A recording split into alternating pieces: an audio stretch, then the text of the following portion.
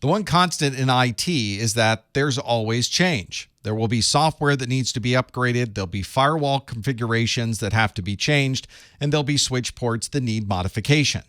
If you're working at home, you can unplug a device, you can change an operating system, reboot a machine, and you're back up and running.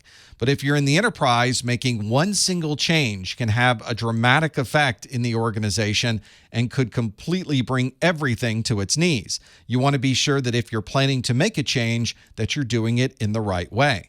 Unfortunately, not all organizations have this same perspective with change control, and they'll make changes throughout the day and cause applications to fail and networks to break. With change management, you can figure very clear policies on how changes are to be made. You know exactly when those changes occur. You know how long it takes to perform that particular change. You understand the entire process for the installation, and if you run into a problem, you already have fallback procedures that you can use.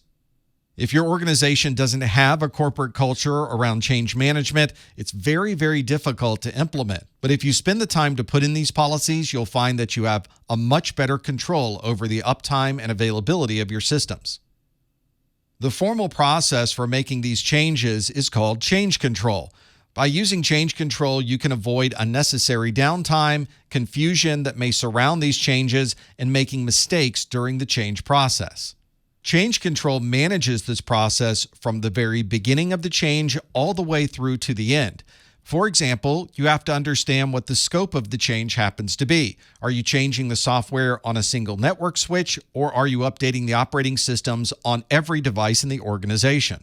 You also have to understand what the risk might be associated with the change. Rolling a Microsoft patch to everyone's workstation may cause these systems to have a problem when they reboot, and we need to understand what that particular risk might be.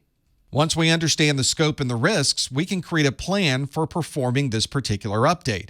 This may be a simple plan for updating a single configuration in a switch, or it may be a detailed plan for performing a database upgrade. Once the plan's in place, we can get the approval from the users to be able to make this particular change, and then we can present all of these plans to a change control board. This is a central committee that understands all of the changes taking place. They will approve or deny the change, and they will put that change into the calendar. Perhaps one of the most important steps of this entire process is that you have a backup plan. Even the best made plans can run into problems, so it's always a good idea to have a set of steps that will revert all of these changes and take you back to the original configuration.